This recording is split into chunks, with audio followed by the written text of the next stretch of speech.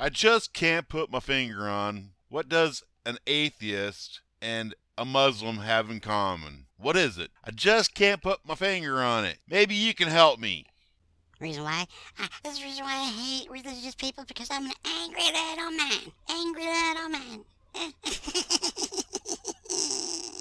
just want to cry.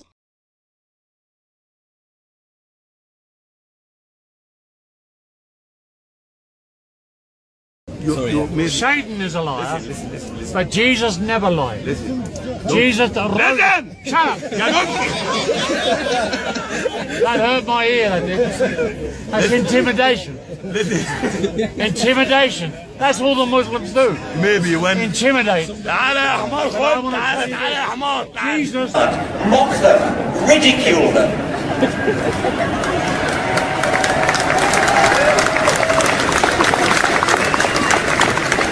In public. Don't fall for the convention that we're all too polite to talk about religion. Religion is not off the table. Religion is not off limits. Religion makes specific claims about the universe which need to be substantiated and need to be challenged and, if necessary, need to be ridiculed with contempt.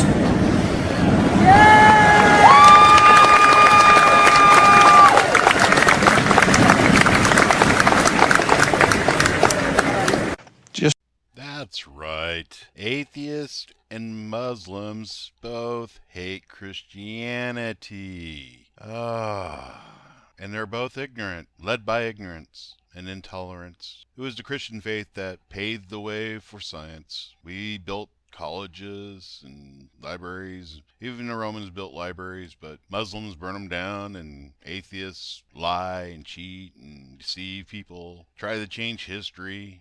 Like the flat earth thing. Come on, really? They will try to twist and manipulate, tell half-truths about anything and everything, just to get their message across of intolerance and ignorance. What do atheists believe in? Nothing, really. That sums up it all. They don't believe in anything. Now, if they're atheists, are they more intelligent? Well, studies show... No, those studies are inaccurate. I'm sorry. A spelling test doesn't say you're more intelligent. Look at Einstein, Leonardo da Vinci, many other doctors and scientists. They can't spell a freaking lick. They have dyslexia of some type. They are highly intelligent. Couldn't spell in their own native language, but you'd call them morons, wouldn't you? You'd call people who don't have the same system of ideas with you a moron. Look at Muslims. They want to conquest the world. They want to impose their ideology on everyone, indoctrinate you. Even here in the United States, they wish to get the Quran into the public schools. And some places it's allowed. Some places people can actually is being taught their culture. Their culture is Islam. Now we gotta teach our kids evolution. Evolution is an opinion. It's not based on facts. Adaptation is a fact, but it's independent from evolution because it doesn't need evolution for it to work. Evolution needs adaptation for it to work, or else evolution would not succeed. Lamarck's theory of adaptation was written 50 years before Darwin. And look at it. If you look at his theory of adaptation and Lamarck's, and Darwin's theory, side by side,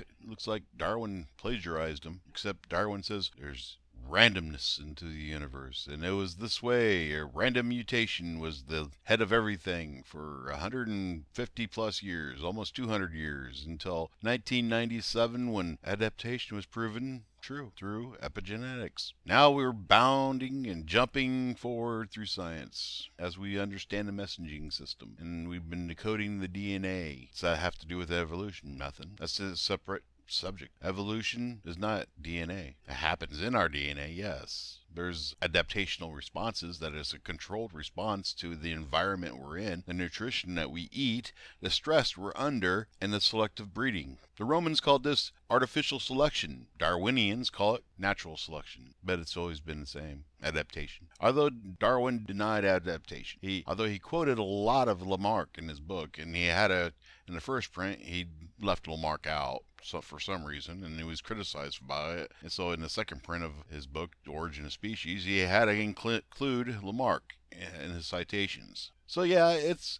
funny. It's funny. It's funny how people are so eager to believe in one thing, you know. I will say that there are some Christians that are very delusional, and there's a lot of evolutionists that are very delusional. Now, what does evolution and atheists have in common? Nothing. There's Christian evolutionists and there's atheist evolutionists. What's the difference between atheism and evolution? Nothing. They're two separate issues. So I am going to focus on atheism today. Atheism believes in what? Nothing. So now individually, you can have a high moral standard. You can even impose these moral standards and teach these moral standards to your children. But your children are not you, and they will evolve their own moral standards due to the environment they're in and the social economics of their system. Now, the problem is that I see intolerance. I see it in the Muslim side and I see it in the atheist side. There's a big gap for intolerance. You both want to impose your ideology on other people. A mostly Christian community cannot have anything in the public access. You have a big problem with that. So you sue and sue. Fine. I don't have a problem with taking God out of the Pledge of Allegiance. It wasn't in there before. I have no problem with that. But the problem is, I see that mostly, on the most part, that atheism is mostly like communism. And that has a big social negative to it. Because communism is the same as saying you're Muslim. I see this. Correct me if I'm wrong. You'll say, no, we're mostly socialists. Well, what's the difference? Look it up. Look up the definition of between the two. One's state and one's federal. That's it. That's the only difference between socialism and commies. So most atheists want they want a UN world. That's fine. But the UN wants it too. The UN wants one global government. It's called UN. One global army called NATO. One global police force, Interpol. One global financial system. And one global belief system. They've tried atheism, but it looks like Muslims are going to win as they're invading Europe right now with the help of the United States. This is going to backfire on everyone. Oh, you're going to say, well, Christianity ain't that great either, you know, blah, blah, blah, blah. Better than what you got. We got a system values. We're supposed to follow these values, but there's a little thing called 7 sins. And if you don't believe in 7 sin, that's fine. You believe that, you know, you can eat as much as you want and not gain weight, you know, or there's no such thing as love as chemical reaction. Lust is a animal reaction, but you believe in lust and not in love. Do you? What's this chemical reaction? We believe in treating our women equally, for they're our mothers, sisters, and daughters. Muslims, they'll prostitute their daughters out. They'll do a lot of things. Very few Christians will do that. And even if they did that, I wouldn't consider them Christians because that's an unchristian action. But I'll own up to it. If they say they're Christian, then I'll own up to it. These are the people I'm very, very ashamed of. I am Aramaic Christian, and these are the values I hold, and this is what I consider a person to be Christian. Anybody who follows the teaching of Jesus. The message of Jesus is the same in all the different variations of the faith. Acceptance, love, turning the cheek. You don't have to turn it constantly. You only got 2 sides. Third strike, they're out. You know, you punch them out then. But this is what conquered the Middle East, Saudi Arabia, North Africa, and other parts of Africa, all the way down to the Sudan. All of Rome, part of China, the Vikings, England, without using a sword, was this message. Now, there was a person in Rome, they called him Caesar, and seeing that, well, shit, Christianity's taken over, and I still want to tax the world. I still want to control power. So I'm going to call myself a pope. That's my personal belief. Because in 632 AD, Muslims did a jihad on Christians, and Rome didn't do nothing. Not until he thought all the Middle Eastern Christians were either conquered or controlled by the Muslims, and they're going to get either bred out or murdered. And then they came down, pushed them back. That was in 1094, you know, the Christian Crusades. But everyone forgets 632 AD to 1194 AD, where Middle Eastern Christians were killed by hundreds, thousands, millions. That's all right. It's all right. Keep believing that we're all evil, that we're all ignorant. In the Aramaic belief, we believe that Jesus is not God. He is our Messiah, anointed by God. We believe that our bodies is the temple of God. So what you put into your body and mind reflects your soul and your spirit. The spirit is how we communicate with other people. We believe that there is different types of sins. to sum it up, the seven sins, or it's when you indulge too much into anything. We believe that Jesus was married, had 2 kids, and we go by the Aramaic verses, the only verses that are never plagiarized by the Romans or the Greek. There is no hell. We don't believe in hell, but we do believe in heaven. And as quantum theory will tell you, that our consciousness moves to another plane after our death. What happens to all the energy in your body when you die has to go somewhere. Yeah, the intolerance I see between these factions is getting greater and greater every time. Muslims want to kill Christians, and atheists, well, not all, want to do away with all religion, and they would bulldoze down every church and every steeple and everything else. And I see many of them becoming Stalin-like. You're going to say, well, Stalin went to a temple when he, yeah, and he was also kicked out of the church, and he's the one that destroyed like 300 churches during his time. Yeah. People become whatever they want where they think the power is at. People will lie, cheat, steal. They'll do everything to gain power. And that's what Stalin and Hitler and everything else was. Was Hitler a Christian? You know, he was Catholic, yes. Yes. I gotta own up to that. Even though his actions were unchristian-like, but yes, I have to own that. But he was also an evolutionist, so you gotta own that if you like it or not.